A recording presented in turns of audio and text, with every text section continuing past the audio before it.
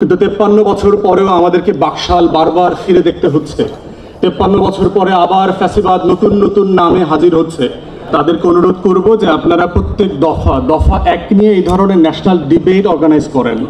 যারা পক্ষে আছেন এবং বিপক্ষে আছেন তারা যেন সবাই মন খুলে কথা বলতে পারে এবং দলের নেতৃবৃন্দকে আপনারা অ্যাসিওর করবেন এই মন খুলে কথা বলবার জন্য তারা যেন কোনোভাবে বিব্রত বোধ না করে।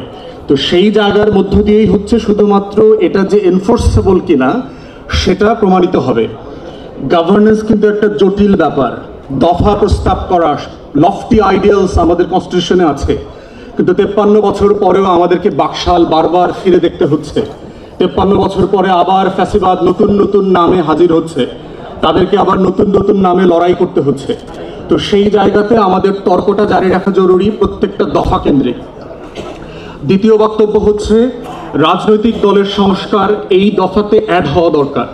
কারণ হচ্ছে যে আমরা যখন আর্টিকেল 70 নিয়ে কথা বলছি সংসদের মধ্যে, যে সংসদে পক্ষে বিপক্ষে ভোট দেওয়া যাবে কি যাবে না, এই প্রশ্ন আসলে কিন্তু দলের নিজস্ব গণতন্ত্রের চর্চাতে কিন্তু রাষ্ট্র আকারে আমরা পিছিয়ে আছি। আমাদের দেশের প্রত্যেকটা রাজনৈতিক দল পিছিয়ে আছে।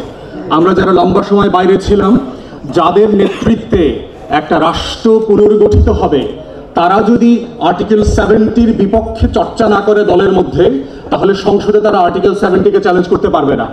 অতএব যারা সংবিধান সংশোধন করে সমাধান বোধ করছেন, আমাদের যে পুরো সংবিধান বিশেষজ্ঞরা যারা আছেন, আমি বোধ করছি তা এটার পাশাপাশি দলের ভিতরে যে আমাদের হাজারো আর্টিকেল 70 আছে, এই আর্টিকেল 70 রোধ করতে হবে।